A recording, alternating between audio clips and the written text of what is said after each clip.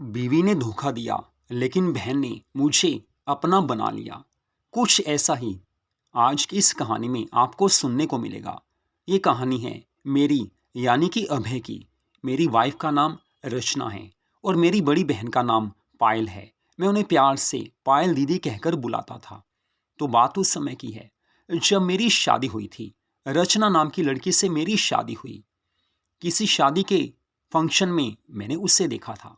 मुझे वो काफ़ी अच्छी लगी। उस समय उसने गुलाबी रंग की साड़ी डाली हुई थी। क्या लचीली कमर, मस्ती भरा अंदाज, इतना प्यारा डांस कि बस मैं उससे देखता ही रह गया था।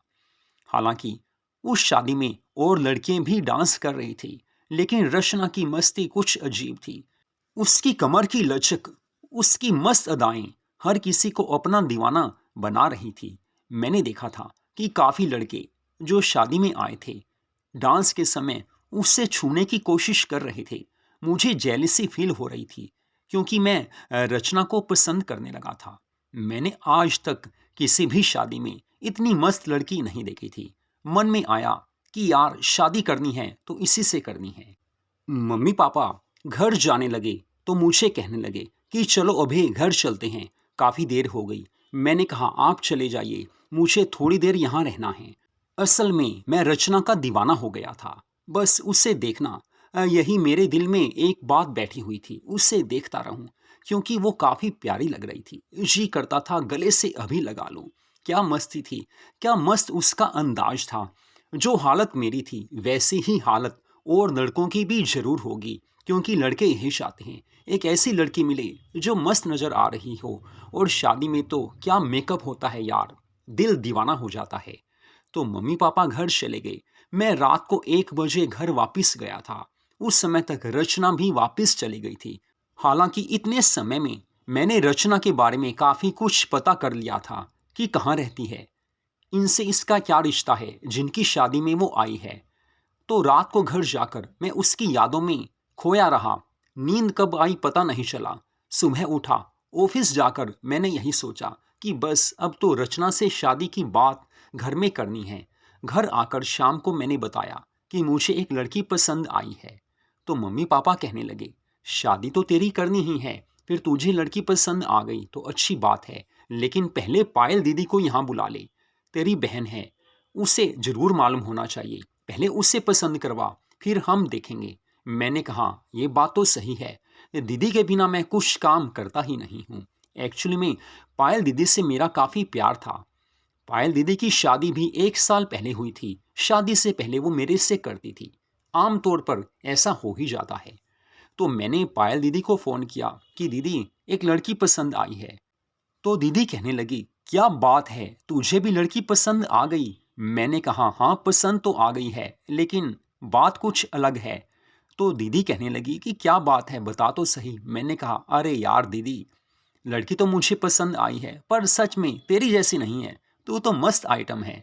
तो दीदी कहने लगी रहने दे, मुझे पता है तुझे फिर से चाहिए। मैंने कहा अरे यार तू यहाँ आ, मम्मी पापा ने बोला है कि पहले पायल को पसंद करवा, पहले पायल को लड़की दिखा, तब आगे बात चलेगी।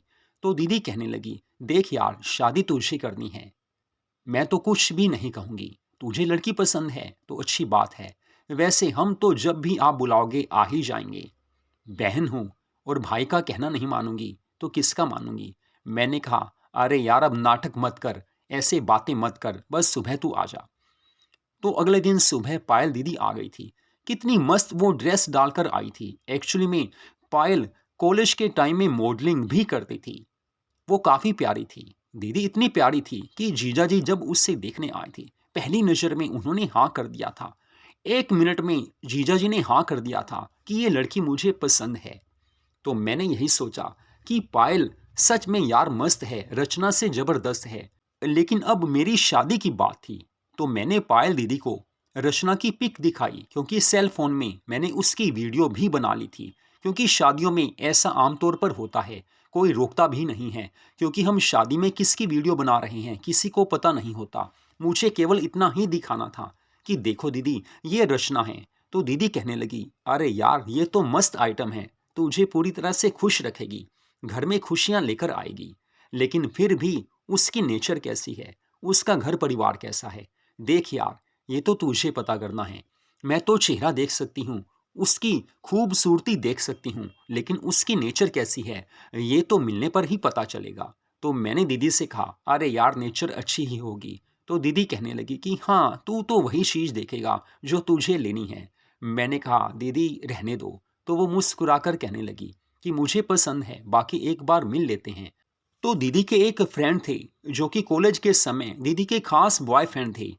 उनको बीच में लाकर हमने रचना के परिवार वालों से बात की। मुझे ये तो पता ही था कि उन्होंने अब रचना की शादी करनी है, क्योंकि ये मैंने पता करवा लिया था। तो उनके घर बात की गई। तो अगले दिन रचना हम दोनों को मिलने एक होटल में आई थी। मैंने कहा, दीदी अच्छे से देख लेना। दीदी कहने लगी, अरे यार दुनिया देखी है, पहचान जाऊंगी। तो रचना के साथ उसकी दो सहेलियां आई थी। हालांकि उसके घर का कोई भी मेंबर नहीं आया था। तो हम सब बैठे हुए थे, चाय कॉफ़ी हुई, कुछ हल्का सा नाश्ता हुआ। मैंने जो देखना था, जो बात करनी थी, अकेले में रचना से कर ली। सच में रचना काफ़ी प्यारी थी, उसकी नेचर मुझे तो अच्छी लगी। मीठे से बात करती थी, बात ऐसे करती थी मानो अभी गले से लगा लूँ, शुरू हो जाऊँ। क्योंकि मुझे प्यारी लड़कियाँ, हसीन लड़कियाँ सच में ज़बरदस्त लगती हैं। लेकिन बात तो दीदी के ऊपर थी। तो बाद में दीदी से मैंने पूछा तो दीदी कहने लगी कि मस्त है, तेरे लिए बिल्कुल सेट है, खुश रहेगा और इसकी हर रोज़ ज़रूर लेगा। मैंने कहा, अरे यार दीदी आप भी ना बस। तो दीदी कहने लगी कि मुझे पता है कि तूने उसमें क्या देखा। तूने उसका मस्त अंदाज देखा होगा, उसकी मस्त अदाएं देखी होंगी, उसकी ड्रेस देखी होगी, लेकिन तुझे उसकी नेचर के बारे में कुछ नहीं पता होगा। मैंने कहा, दीदी इतनी जल्दी नेचर का पता नहीं चलता। तो दीदी ने हाँ कर ही दी। घर आकर बात हुई तो हाँ हो गई। मम्मी पापा से मिलाया, मम्मी पापा को भी वो लड़की पसंद आई। अब रह गई बात उनके परिवार वालों की। तो उन्होंने भी मुझे देखा, हम सब ने एक जगह पर मीटिंग रख ली। दोनों ओर से कुछ रिलेटिव आए थे। रिश्ता तय हो गया। उसी दिन सगाई भी हो गई और अगले महीने शादी भी फिक्स हो गई। शादी के दिन पूरी मस्ती में रचना नजर आ रही थी। कितना प्यारा उसका लहंगा चोली था। मैं यही देखता था कि शादियों में लड़कियां लहंगा चोली कैसा डालती हैं। अरे यार देखकर दिल दीवाना हो गया था। लेकिन दीदी उससे भी मस्त लग रही थी। मैं तो ये सोचकर हैरान था कि शादी रचना की है, लेकिन दुल्हन से ज्यादा खूबसूरत तो मेरी दीदी लग रही है। सच में दीदी कयामत थी, मस्त आइटम है। क्योंकि हम पहले करते थे, मुझे अच्छा लगता था। तो मैंने दीदी से बोल ही दिया था कि दीदी एक बात बोलूं। तो वो कहने लगी कि बोलो। मैंने कहा, यार एक बात है, शादी तो मेरी है रचना से, लेकिन दुल्हन से मस्त तो तुम लग रही हो। तो दीदी कहने लगी, चुप हो जा, शादी की तरफ ध्यान दे, अभी कुछ देर में फेरे शुरू होने वाले हैं। फेरे हो चुके थे। उसके बाद हमारी शादी की वो हसीन रात आ गई जिसे सुहाग रात कहते हैं। रचना एक प्यारी सी दुल्हन के रूप में सजी हुई बिस्तर पर बैठी हुई थी। क्या मस्ती थी। घूंघट में थी, लेकिन मुझे पता था कि कुछ पल में वो घूंघट उठने वाला है और कुछ होने वाला है। लेकिन मैंने अपनी मन की हसरत को मन में रखा। पहले उससे बातें की, उसका हाथ पकड़ा, उसके हाथ को सहलाते हुए मैं उससे प्यार भरी बातें करने लगा। क्योंकि मुझे पता था कि रचना मेरी जिंदगी की पहली और आखिरी लड़की है जो कि मेरे जीवन में आई है, जिससे मुझे सच्चा प्यार हुआ है। हालांकि दीदी से भी मेरा प्यार था, हम करते थे, लेकिन असल में शादी तो मुझे किसी और लड़की से ही करनी थी। तो रचना मेरी जिंदगी की वही लड़की थी जिसके लिए मैं दीवाना था, पागल था, कुछ भी कह सकते हैं। तो मुझे पता था कि प्यार की बातें करनी जरूरी हैं, बाकी तो हर रोज करना ही है। काफ़ी बातें हम दोनों करने लगे, लेकिन फिर सोचा, अरे यार रचना क्या बोलेगी, बस बातें ही। उसके बाद तो मैंने उससे गले से लगा लिया, उसका घूंघट उठाया। संगमरमर जैसा नशीला उसका बदन, जिसे देखकर मैं दीवाना हो गया। क्या खूबसूरती थी। अरे यार लड़की हो तो ऐसी, दुल्हन हो तो ऐसी। बस उसके बाद तो रुकने का नाम ही नहीं हो सकता था। हम शुरू हो गए थे, एक दूसरे से हम प्यार करने लगे। पति पत्नी में प्यार होना ही चाहिए। सुहाग रात की इस मधुर मिलन की पहली रात में हम दोनों ने एक दूसरे को अच्छे से तृप्त कर दिया था। हम दोनों खुश थे क्योंकि हमारी जिंदगी की यह नई शुरुआत थी। काफी देर हम आपस में प्यार करते रहे। सुबह नहा धोकर मैं फ्रेश हो गया था। मुझे मार्केट में थोड़ा सा काम था, कुछ लेकर आना था। मैं घर से बाहर आया तो मैंने सोचा कि चलो रचना को लेकर चलता हूँ, उसे अच्छा लगेगा। लेकिन जैसे ही मैं अपने बेडरूम में गया तो मैंने सुना कि रचना किसी से फोन पर बात कर रही थी। रचना बोल रही थी कि अरे यार चिंता मत करो, मौका मिलेगा टाइम निकाल कर फोन करूंगी। तुम्हारे साथ तो बात करनी ही है, तुम्हारे बिना जिंदगी में वो मजा नहीं आ सकता। मिलूंगी लेकिन मौका मिलने पर, बात करूंगी मौका मिलने पर। मैंने ये सुना तो मैं एकदम हैरान रह गया कि रचना शादी की अगले दिन ऐसी बात कर रही है, वो भी किसी बॉयफ्रेंड से। मुझे बुरा तो लगा लेकिन कुछ कह नहीं सकता था। फिर मैंने रचना से ऐसे बात की कि जैसे मुझे कुछ पता ही नहीं। मैं कुछ मिनट के बाद दोबारा रूम में आया। मैंने कहा कि रचना मार्केट चलना है। वो कहने लगी कि नहीं यार, थकी हुई हूँ, तुम्हें पता है कि सारी रात। तो मैंने कहा कोई बात नहीं, मैं मार्केट चला गया।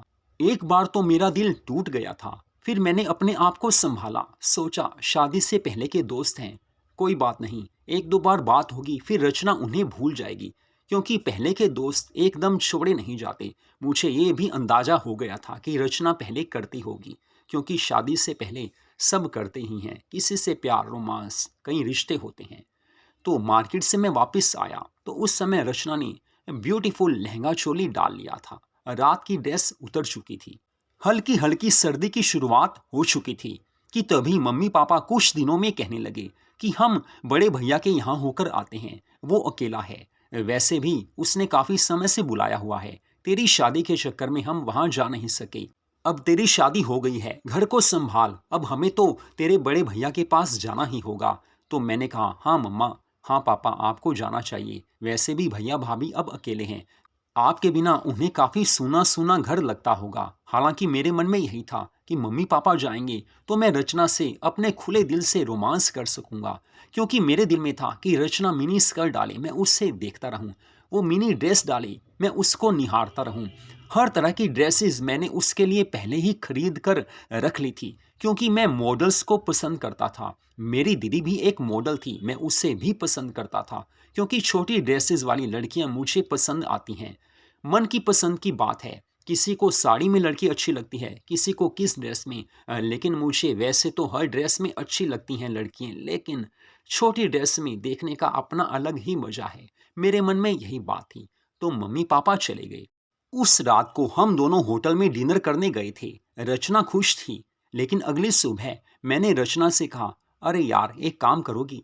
वो कहने लगी कि बोलो। मैंने कहा मिनी स्कर्ट डालकर दिखा दो। तो रचना कहने लगी इतनी सर्दी में मिनी स्कर्ट, अरे यार क्या बात करते हो, सर्दी में मिनी स्कर्ट मैं कभी नहीं डालती, बीमार पड़ जाऊंगी। मैंने कहा प्लीज यार बेडरूम में थोड़ी देर के लिए मेरी बन जाओ, मिनी स्कर्ट डालो, मैं तुम्हारा पति हूँ, बात तो मान लो यार। तो वो कहने लगी कि नहीं, ये बात नहीं मानूंगी, मिनी स्कर्ट सर्दी में नहीं डाल सकती। देखो यार मुझे वैसे भी आज मम्मी पापा के यहाँ जाना है, लोकल शादी का यही फायदा है कि कभी भी मिलने जा सकते हैं। मिनी स्कर्ट डालूंगी लेकिन जब कभी गर्मी का मौसम आएगा, फिलहाल नहीं। तो मैंने कहा प्लीज रचना। मैंने काफी रिक्वेस्ट की लेकिन वो नहीं मानी, गुस्सा हो गई। क्या तुम पीछे पड़ गए हो? बस फिर मैंने उससे आगे कोई बात नहीं की। मैं ऑफिस चला आया। ऑफिस आकर मैं सोचता रहा कि मेरी एक बात वो नहीं मान सकती। पति पत्नी में काफी बातें होती हैं, एक दूसरे की बात माननी पड़ती है। मेरा सपना था कि रचना को मिनी स्कर्ट में देखूं, लेकिन क्या करें। हालांकि बात छोटी सी थी, लेकिन जो बात दिल पर चुभ जाए उसके बारे में मन सोचता ही रहता है। सारा दिन मैं यही सोचता रहा, लेकिन शाम को घर जाने से पहले मैंने यही फाइनल किया कि अब रचना से इस बारे में बात नहीं करूंगा, क्योंकि हो सकता है कि उसे अच्छा ना लगता हो, सर्दी में वैसे वो मिनी स्कर्ट ना पहनती हो। तो मैं घर गया तो तब तक रचना अपने मायके से वापस आ गई थी, क्योंकि वो लोकल ही रहती थी। इसके बाद मैंने उससे कहा कि रचना इस जीन्स टॉप में तो मस्त नजर आती हो। वो कहने लगी कि बस ठीक है जो कुछ है, अब तुम्हें मस्त नजर आ रही हूँ तो अच्छी बात ही है। वो कुछ रूखा सा बोली। मैंने सोचा शादी को इतना टाइम हुआ नहीं और इसका रूखापन शुरू हो गया। फिर मैंने सोचा हो सकता है कई बार मूड ऑफ सा होता है। फिर हम दोनों चाय पीने लगे। मैंने उससे कहा घूमने चलना है। वो कहने लगी कि नहीं यार थकी हुई हूँ। मैंने कहा रात को मूवी चलें। वो कहने लगी कि नहीं आज नहीं, फिर कभी। फिर रात को मैंने कहा कि थोड़ा हो जाए। वो कहने लगी कि नहीं आज थकी पड़ी हूँ, प्लीज यार कल से ही। मुझे समझ नहीं आ रहा था कि मेरी हर बात को वो ना ना करके क्यों टाल रही है। लेकिन फिर मैं करवट बदलकर सो गया। जिस ओर वो थी मैं उससे अपोजिट अपना चेहरा करके सो गया। नींद तो मुझे आ नहीं रही थी, लेकिन फिर भी नींद कब आई पता नहीं चला। देर रात तक मैं उसके बारे में सोचता रहा। मैंने यही सोचा था कि लड़की कैसी है ये, सुंदर है, मस्त है, जबरदस्त है, लेकिन किसी की फीलिंग्स को समझती नहीं है। लेकिन क्या कर सकते हैं जब जिंदगी में ऐसे दिन देखने लिखे हों। लेकिन मुझे ये भी पता था कि जिंदगी में हर दिन एक जैसा नहीं होता। सुबह नहा धोकर मैं फ्रेश हो गया था। मैंने सोचा कि आज छुट्टी कर लेता हूँ। तो मैंने रचना से कहा कि अरे यार, आज मैं छुट्टी करता हूँ, चलो आज कहीं घूम कर आते हैं। तो रचना कहने लगी कि नहीं, आज मेरी एक दो सहेलियां आने वाली हैं। शादी के बाद पहली बार वो घर आएंगी। अगर मैं घर नहीं रहूंगी तो उन्हें कैसा लगेगा। आप कितने बजे आओगे? मैंने कहा, मैं तो छुट्टी की सोच रहा था। तो रचना कहने लगी कि प्लीज यार, छुट्टी आज मत करो, क्योंकि आगे कई बार हमें बाहर जाना पड़ सकता है। बाद में छुट्टी कर लेना, क्योंकि तुम्हारी छुट्टियां भी कम ही होती हैं, मुझे पता है। आज चले जाओ। मैंने कहा, एज यू विश। उसने फिर मेरी बात नहीं मानी। मुझे बुरा तो लगा, लेकिन क्या कर सकते हैं, शादी की है, निभाना ही है। फिर मैंने उससे कहा कि मैं ऑफिस तो जा रहा हूँ, लेकिन आज 8 बजे से पहले नहीं आऊँगा, क्योंकि ऑफिस में काफ़ी ज़रूरी काम भी हैं जिसे करने हैं। मैंने यही सोचा था कि आज छुट्टी करूँगा, नेक्स्ट डे सारे काम कर लूँगा। लेकिन अब तुमने बोला है कि तुम्हारी सहेलियाँ आने वाली हैं, तो मुझे ऑफिस जाना ही होगा। वैसे भी आज छुट्टी करके मैं क्या करूँगा। तो मैं ऑफिस में आ गया था। काम करते करते मेरा सारा ध्यान रचना की ओर था, क्योंकि रचना सुबह काफ़ी ज़्यादा मस्त मेकअप करके बैठी हुई थी। जब मैंने उसे बेडरूम में देखा था, उसने नई ड्रेस डाली हुई थी, मेकअप जबरदस्त था। तो मूड हो ही जाता है, हालांकि उसने करने नहीं दिया था। लेकिन ऑफिस में बैठे बैठे मैंने सोचा कि रचना ना जाने मेरे से क्या चाहती है। चलो आज उसे सरप्राइज देता हूँ। दोपहर को घर चला जाता हूँ, वो खुश हो जाएगी। वैसे भी उसकी सहेलियां आ गई होंगी। वो वैसे डायरेक्ट तो नहीं, लेकिन इनडायरेक्ट मेरी सालियां ही हैं। साली को आधी घर वाली कहते हैं, लेकिन ये आधी ना सही, लेकिन साली तो साली ही होती है। मैंने कहा, सरप्राइज दूंगा, वो भी खुश हो जाएंगी। तो मैंने अपने बॉस से कहा कि सर, आधे दिन की छुट्टी चाहिए। तो वो कहने लगे, देखो अभय, तुम्हें मैं कभी मना नहीं करता, क्योंकि तुम्हारा काम जबरदस्त है। वैसे मैं तुम्हें बोलने ही वाला था कि हनीमून पर जाना है तो हो आओ, क्योंकि तुम्हें पता है कि आगे जाकर वर्कलोड ज्यादा हो जाएगा, फिर तुमसे संभाला नहीं जाएगा, इसलिए पहले हो आओ। मैंने कहा, सर थैंक्स, आज ही मैं रचना से बात करूंगा। दोपहर को मैं घर आ गया था। लेकिन जैसे ही मैंने डोर बेल बजाई, रचना ने दरवाजा खोला, तो सामने मैंने क्या देखा, हैरान हो गया था, मैं परेशान हो गया था। रचना एक लाल रंग की मिनी स्कर्ट में सामने मुझे नजर आई। जबरदस्त मेकअप। मैं देखकर हैरान हो गया कि जो रचना मुझे बोलती थी कि मैं सर्दियों में मिनी स्कर्ट नहीं डालती, मैंने इतनी बार उससे रिक्वेस्ट की थी कि प्लीज़ एक बार तो डाल लो, वो नहीं डाल पाई। लेकिन अब वो मिनी स्कर्ट में थी। और चांस की बात यह है कि आज सर्दी भी काफ़ी ज़्यादा थी। मैं हैरान था कि रचना ने मिनी स्कर्ट डाली है। फिर भी मैंने कहा कि चलो, इसकी फ्रेंड्स आई हैं, अंदर जाकर देखते हैं, बात करते हैं। लेकिन सामने जाकर क्या देखा कि दो इसके बॉयफ्रेंड्स आए हुए थे, जो शादी वाले दिन भी आए थे। मैं हैरान सा हो गया था कि इसने तो बोला था कि इसकी सहेलियां आएंगी, लेकिन तब भी मैंने अपने आप के ऊपर कंट्रोल किया। मैं उनसे हाय हेलो करके अपना चेंज करने चला गया। उनसे आकर थोड़ी बात की, आधे घंटे में वो चले गए। लेकिन रचना काफ़ी परेशान सी थी, काफ़ी हैरान थी कि मैं जल्दी कैसे आ गया। फिर वो मुझे कहने लगी कि आप जल्दी कैसे आ गए। तो मैंने कहा, अरे यार, तुमने ही तो बोला था कि तुम्हारी सहेलियां आने वाली हैं। तो रचना कहने लगी, नहीं, मैंने ऐसा नहीं बोला था। मैंने ऐसा कहा था कि कॉलेज के दो फ्रेंड्स आने वाले हैं। मैंने कहा, नहीं रचना, तुमने सहेलियां बोला था। तो वो कहने लगे कि अरे नहीं यार, तुम्हें सुनने में गलती लगी है। मैंने यही बोला था कि दो फ्रेंड्स आने वाले हैं। बस ये ड्रेस मेरे लिए गिफ्ट लेकर आए थे, तो उनकी इच्छा थी कि मैं डाल कर दिखाऊं, तो मैंने डाल ली। बस यही बात थी। लेकिन प्लीज यार, फील मत करना। मैंने कहा, मैं फील कुछ नहीं करता, लेकिन मुझे यही ध्यान था कि उसने सहेलियां ही बोला है। अब रचना मुझसे नजरें मिला नहीं पा रही थी, क्योंकि वो झूठ बोल चुकी थी, और झूठ भी कैसा, जिसके बारे में कोई सोच भी नहीं सकता। तो उसके बाद मेरा मन घर में लगा नहीं। मैं बाहर वैसे ही चाय कॉफ़ी पीने आ गया। घर के पास में एक छोटी सी शॉप थी। मैं वहाँ बैठकर चाय पीने लगा। मैंने सोचा मेरे साथ धोखा। तभी रचना का मेरे पास फ़ोन आया। अभे कहाँ चले गए? घर कब आओगे? मैंने कहा मुझे आने में टाइम लग जाएगा। मैंने वैसे ही बोल दिया था। लेकिन वहाँ से चाय पीकर जैसे ही मैं घर गया तो उस समय रचना किसी से फ़ोन पर बात कर रही थी। मैं घर पहुंचा तो उसने फ़ोन कट कर दिया था। अब तक मुझे समझ आ गया था कि गलत जगह मेरी शादी हुई है। ये क्लियर मुझे धोखा दे रही है। लेकिन फिर भी अपने आप को मैंने संभाला। हालांकि मैं इमोशनल हूँ, मेरी आंखों में पानी जल्दी ही आ जाता है। लेकिन ना जाने क्यों मैंने अपने ऊपर कंट्रोल करके रखा था। अगले दिन सुबह नहा धोकर मैं तैयार हो चुका था। रचना उस समय मुझे कहने लगी कि आज जल्दी आ जाओगे? मैंने कहा नहीं, जल्दी नहीं आऊँगा, पूरे टाइम पर आऊँगा, मुझे आज ऑफिस में काफ़ी काम करने हैं। लेकिन तभी रचना के फ़ोन पर 4-5 मैसेजेस इकट्ठे आ गए थे। मैंने देखा कि रचना ने उन्हें बिना पढ़े ही डिलीट कर दिया है। फिर मैंने कहा किसके मैसेज थे? तो वो कहने लगी कि बस ऐसे ही, फ्रेंड्स हैं, याद करती रहती हैं। तो मैंने कहा दिखा तो दो। वो कहने लगी कि मुझ पर शक कर रहे हो? मैंने कहा अरे नहीं यार, मजाक कर रहा हूँ। तभी 2-3 मैसेज और आए, फिर 1-2 फ़ोन आ गए, लेकिन रचना ने किसी का फ़ोन पिक नहीं किया। स्विच ऑफ करके उसने सेल रख दिया था। अब मैं समझ चुका था कि बात कुछ और है, लेकिन फिर भी मैं ऑफिस आ गया था। आज मैंने सोच लिया था कि घर जाकर रचना से बात करूंगा। ऑफिस से मैं पूरे टाइम पर घर आया तो रचना उस समय नाइटी डालकर बैठी हुई थी। हालांकि सर्दी थी लेकिन फिर भी वो नाइटी में थी। हो सकता है मुझे रिझाने के लिए उसने नाइटी डाली हो। चाय बनाकर वो लेकर आ गई थी। तो मैंने कहा देखो रचना, शादी से पहले तुम्हारे जो भी दोस्त रहे हों उनसे मुझे कोई फर्क नहीं पड़ता। तुमने किसी से भी किया हो, कितनी बार भी किया हो, प्यार किया हो, रोमांस किया हो, कुछ भी किया हो, वो हो चुका। क्योंकि शादी से पहले की ज़िंदगी अलग होती है। लेकिन अब प्लीज़ अब सुधर जाओ। जो हो चुका सो हो चुका। अब सोचो, हम दोनों की ज़िंदगी है, नई ज़िंदगी की शुरुआत है। कल को हमारे बच्चे होंगे। सारा कुछ सोचो समझो।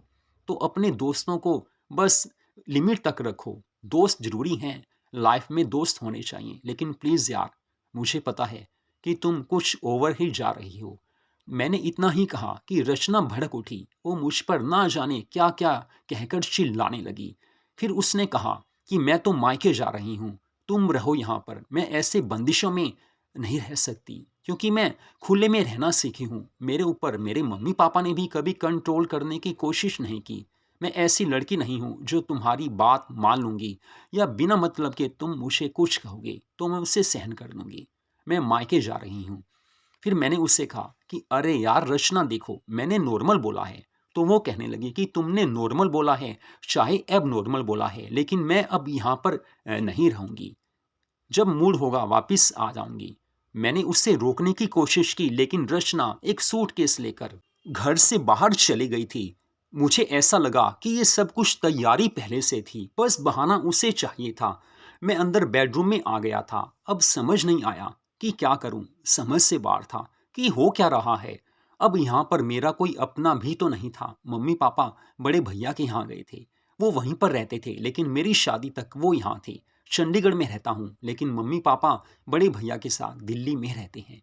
अब मैंने सोचा यार करूँ तो क्या करूँ, कुछ समझ नहीं आ रहा था। अब किसी दोस्त को बताता हूँ तो मेरी ही इंसल्ट होगी क्योंकि बाद में रचना और मैं एक तो होने ही वाले थे। मुझे पता था कि कुछ दिनों तक ऐसा चलेगा, फिर वो समझ जाएगी। लेकिन फिर भी मन में डर था कि हो सकता है कि रचना ना समझे और वो वहीं पर रहे। तो मैंने सोचा कि अब मम्मी पापा को फ़ोन करता हूँ तो वो भी परेशान होंगे, भैया भी परेशान होंगे और परेशानी में वो यहाँ ज़रूर आएंगे। अब समझ से बाहर था कि करूँ तो क्या करूँ। मेरा दिल टूट चुका था जिसे मैंने जान से ज़्यादा प्यार किया। फिल्मी स्टाइल हो गया था ये, जैसे फिल्मों में होता है उससे बुरा मेरे साथ हो गया था। फिल्मों में तो दिखाते हैं लेकिन वो असलियत नहीं होती। लेकिन यहाँ तो इस दिल को धोखा मिला था जिस दिल ने रचना को दिलो जान से चाहा था। मुझे नहीं पता था कि मेरे साथ इतना बड़ा धोखा होने वाला है। कोई भी लड़की ऐसा नहीं करती। अब मुझे पता था कि रचना पहले से ही किसी से करती थी और एक नहीं न जाने कितने होंगे। तो मैंने हार कर रात को 11 बजे अपनी पायल दीदी को फ़ोन लगाया। तो दीदी कहने लगी कि क्या हाल है अभय, भैया ठीक हो? मैंने कहा अरे यार मैं ठीक हूँ, तू बता कैसी है? तो पायल कहने लगी कि मैं भी ठीक हूँ, तेरे जीजा जी तो हैं नहीं, बस अकेली मूवी देख रही थी। मैंने कहा जीजा जी कहाँ हैं? तो वो कहने लगी कि बस वो अपनी कंपनी के काम से गए हुए हैं, अभी तो 1 महीना नहीं आने वाले, काफ़ी दिनों बाद गए हैं, लंबा काम है, तो तुझे पता है, पैसा कमाते हैं तो काम तो यार करना ही होगा। हालाँकि मैंने पायल दीदी को कुछ भी नहीं बताया था क्योंकि मैं नहीं चाहता था कि वो परेशान हो, लेकिन फ़ोन मैंने इसीलिए किया था कि उससे बता सकूँ, हिम्मत नहीं पड़ रही थी। तभी पायल दीदी कहने लगी कि एक बात तो बता, तूने आज तक मुझे रात को 11 बजे फ़ोन नहीं किया, आज क्या हो गया? मैंने कहा नहीं यार पायल कुछ नहीं, बहन को फ़ोन किया ही जा सकता है। तो दीदी कहने लगी कि देख यार तेरी बहन हूँ, तेरे साथ कर भी चुकी हूँ, तेरी रग रग से वाकिफ हूँ, कोई परेशानी तो है, नहीं तो तू रात को फ़ोन नहीं करता। रचना कहाँ है, उससे बात करवा। मैंने कहा रचना घर में नहीं है। तो वो कहने लगी कि मायके गई है। मैंने कहा हाँ मायके गई है। तो दीदी कहने लगी कि चलो मायके भी जाना चाहिए। फिर ना जाने मेरे आंसू से निकलने लगे, मेरी आवाज़ में चेंज आ गया था। तो मैंने दीदी से कहा कि रचना से मेरी लड़ाई हो गई है, वो घर छोड़कर मायके चली गई है, ना जाने कब वापस आएगी। तो दीदी कहने लगी कि बात क्या हुई है, बता तो सही, मम्मी पापा भी नहीं हैं, जो कुछ हुआ है सो मुझे बता, सारी डिटेल बता। अरे यार मुझे नहीं बताएगा तो किसे बताएगा? मैंने कहा बस यही बताना था कि वो घर में नहीं है। तो वो कहने लगी देख बता दे, नहीं तो मुझे दिल्ली से यहाँ आना पड़ेगा। तो मैंने कहा बता देता हूँ। फिर मैंने सब कुछ बताया कि ऐसे ऐसे मैंने उससे मिनी स्कर्ट डालने के लिए बोला, लेकिन उसने मना कर दिया। लेकिन अगले दिन उसके बॉयफ्रेंड्स आए हुए थे, वही मिनी स्कर्ट उसने डाली हुई थी। फिर मैंने एक एक करके सारी बातें बता दी थी।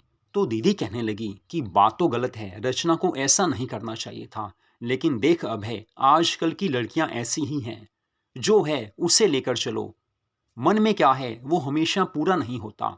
जो तुम्हारी इच्छा है वो अपनी जगह सही है, लेकिन रचना जो कि अपने पहले के हिसाब से चल रही है, उसके फ्रेंड सर्कल होगा, उनसे अब भी करती होगी, लेकिन उससे इतना जरूर चाहिए कि शादी के बाद चेंज हो जाना चाहिए। देख तुझे मेरा भी पता है, तेरे से मैं करती थी, दोस्तों से भी करती थी, दोस्ती प्यार मोहब्बत रोमांस सब कुछ हो ही जाता है। मैंने तुझे हमेशा खुश रखा था, तूने भी खुश रखा था, लेकिन अब उसकी शादी हो चुकी है तो उससे भी पहले वाले रिश्ते भूल जाने चाहिए। मैं दीदी से बात कर ही रहा था कि तभी रचना का व्हाट्सएप पर मैसेज आया कि मैं वापस नहीं आऊंगी। मैंने मैसेज पढ़ा और मैं काफ़ी रोने लगा। तो दीदी कहने लगी क्या हुआ? मैंने कहा बस रचना का मैसेज आया है। अब मैंने फ़ोन कट कर दिया था क्योंकि मैं काफ़ी रोने लगा था। मैं इमोशनल इंसान हूँ, मुझे पता था कि कैसे मेरे ऊपर बीत रही है। हालांकि मुझे इतना तो पता था कि रचना सुधर जाएगी, लेकिन ये नहीं पता था कि ऐसे आज लड़ाई करके वो मुझे आज ही ऐसा मैसेज कर देगी। मैंने फ़ोन कट करके रख दिया था, लेकिन बार बार पायल दीदी फ़ोन करने लगी थी। आधे घंटे बाद मैंने पायल का फ़ोन उठाया तो वो कहने लगी कि देख यार, तू मेरा भाई है, मेरे से प्यार भी करता है कि नहीं? मैंने कहा अरे यार दीदी, तेरे से इतना प्यार करता हूँ बता नहीं सकता, तुझे पता है, हमेशा किया ही है। तो वो कहने लगी कि वही बात है ना, तू मेरे से प्यार करता है, तो देख ऐसी बात है, मैं तुम्हारे घर आ रही हूँ, सुबह आऊँगी, 10-12 दिन तुम्हारे साथ लगाऊंगी। अब मेरे मूड को ठीक करने के लिए दीदी कहने लगी कि हनीमून का कहाँ का प्लान बनाया था? मैंने कहा हनीमून की बात रचना से बोली थी, लेकिन उसने मना कर दिया कि अभी नहीं, बाद में। तो दीदी कहने लगी कि जाना कहाँ था? मैंने कहा वैसे तो जम्मू कश्मीर का सोचा था, लेकिन मुझे गोवा भी जाना था क्योंकि मेरा सपना था। तो दीदी कहने लगी तू ऐसे कर, गोवा की 2 टिकट बुक करवा ले, होटल की बुकिंग भी करवा दे, मैं तेरे साथ चलूंगी, वैसे घुमाएंगे। जब रचना घर आएगी हनीमून मनाने चले जाना, लेकिन फिलहाल हम दोनों जाएंगे। तुझे पता है कि मुझे भी गोवा में करके अच्छा लगता है। मैंने कहा दीदी, जब हम पिछली बार गोवा गए थे कितना मजा आया था। दीदी ने मुझे बातों में उलझा दिया था। अब हल्का हल्का मुझे दीदी की बातों का असर होने लगा था, रचना को मैं भूलने लगा था। दीदी की प्यारी मस्त बातों ने मुझे 2 मिनट में वो खुशी दे दी थी कि मैं दीवाना हो गया था। फिर मैंने दीदी से कहा कि दीदी सच में यार तुम आ ही जाओ, क्योंकि मुझे पता है कि तुम ही मुझे संभाल सकती हो।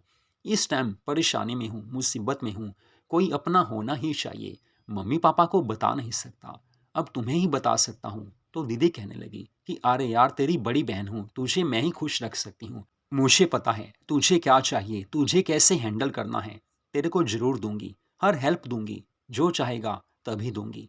तो मैंने कहा दीदी देख यार, जीजा जी नहीं बोलेंगे कि इतने दिन के लिए जा रही है। तो दीदी कहने लगी देखो यार, वो भी अपनी सेक्रेटरी के साथ टूर पर गए हुए हैं ना, तो मैं उनको मना थोड़ी करती हूँ कि अपनी फ्रेंड के साथ जा रहे हो। लड़की है, अब उनकी सेक्रेटरी है, जाते हैं तो करते ही होंगे, ड्यूटी तो पूरी करनी है, लेकिन अब मुझे वो नहीं रोक सकते। वैसे भी मेरा अपना फ्रेंड सर्कल है, उन्हें पता है कि करती हूँ, दोस्ती तो करनी ही पड़ती है। अब यहाँ आने के लिए रोक थोड़ी सकते हैं। वैसे भी तेरे जीजा जी को बताकर ही आऊँगी, इतनी हिम्मत उनमें नहीं है कि रोक सकें, जब वो घर पर है ही नहीं। वैसे भी उन्हें पता है कि मैं अकेली रहने वाली नहीं हूँ। तेरे पास आऊँगी, मेरा दिल भी लग जाएगा, करेंगे, मस्ती करेंगे। लेकिन सबसे पहली बात यह है कि आकर पहले हम गोवा होकर आएंगे, फिर आकर रचना से बात करूंगी, अपने तरीके से उससे हैंडल करूंगी। गारंटी देती हूँ रचना वही होगी और तुम्हारे घर होगी, तुम्हारी बाहों में होगी। मुझे पता है कि वो क्या चाहती है, मैं समझ गई कि उसके दिल में क्या है। देख यार, एडजस्टमेंट करनी ही पड़ती हैं, वो जैसी है वैसी ही रहेगी, लेकिन तेरे लिए उसका प्यार आगे आएगा ही आएगा, वो तुझे पूरा प्यार देगी। मैं अपने तरीके से उससे बात करूंगी। तो बस दीदी से काफ़ी देर बातें होती रही। उसके बाद मैंने दीदी से कहा कि दीदी क्या डाला हुआ है। वो कहने लगी कि मैं तो सर्दी हो चाहे गर्मी नाइटी ही डालती हूँ। तो मैंने कहा वीडियो कॉल करूँ, तो दीदी कहने लगी कि अरे यार, इसमें पूछने वाली कौन सी बात है। तो मैंने वीडियो कॉल लगाई, दीदी काफ़ी सुंदर लग रही थी। अगले दिन सुबह दीदी आ गई थी और दीदी इस समय सच में रचना से भी ज़्यादा ब्यूटीफुल लग रही थी। दीदी ने उस समय लहंगा चोली डाला हुआ था। मैंने कहा लहंगा चोली, तो वो कहने लगी कि देख यार, तुझे जो ड्रेस पसंद है वही डाल कर आऊँगी ना, तुझे खुश रखना है, सबसे बड़ी बात ये है। फिर मैं दीदी के लिए चाय बनाकर लेकर आया था। हम दोनों चाय पीने लगे, साथ में खाने पीने का सामान घर में पड़ा ही था। शाम को दीदी कहने लगी कि अब यार निकाल वो मिनी स्कर्ट जो तू रचना के लिए लेकर आया था, डालकर दिखाती हूँ, तेरी हर डिमांड मैं पूरी करूँगी। फिर मैंने कहा अरे यार, करना पड़ेगा। तो वो कहने लगी कि हाँ हाँ, मुझे पता है। फिर दीदी ने मिनी स्कर्ट डालकर दिखाई। मैंने कहा काफ़ी प्यारी लग रही हो। फिर हम करने लगे। उसके बाद मैंने कहा कि दीदी चलो होटल में खाना खाने चलते हैं। रात को हम होटल खाना खाने गए। रात को वापस आई तो काफ़ी देर तक हम बातें करते रहे। फिर हम ना जाने कब सो गए, पता ही नहीं चला, क्योंकि ऐसे हसीन मौक़ों पर कब नींद आती है पता नहीं चलता। उसके बाद हम दोनों गोवा भी गए थे। फिर हम जयपुर गए थे, तो दीदी ने मुझे संभाल लिया था। बाद में दीदी ने रचना से बात भी की थी और रचना घर वापस भी आ गई थी। लेकिन कुछ चीज़ें ऐसी थी जिसे मुझे मानना पड़ा। रचना के फ्रेंड्स थे और मुझे ये बात स्वीकार करनी पड़ी। लेकिन मुझे ये भी पता था कि दीदी ने मुझे संभाला है। तो मधु लव स्टोरीज चैनल पर इस कहानी को आपने सुना। आम जिंदगी से रिलेटेड ये ऐसी कहानियां हैं जो घर घर में बातें होती हैं। तो ऐसी कहानियों को सुनने के लिए मधु लव स्टोरीज चैनल को सब्सक्राइब जरूर कीजिए, क्योंकि हमारे चैनल पर आपको हर रोज ऐसी कहानियां सुनने को मिलती रहेंगी।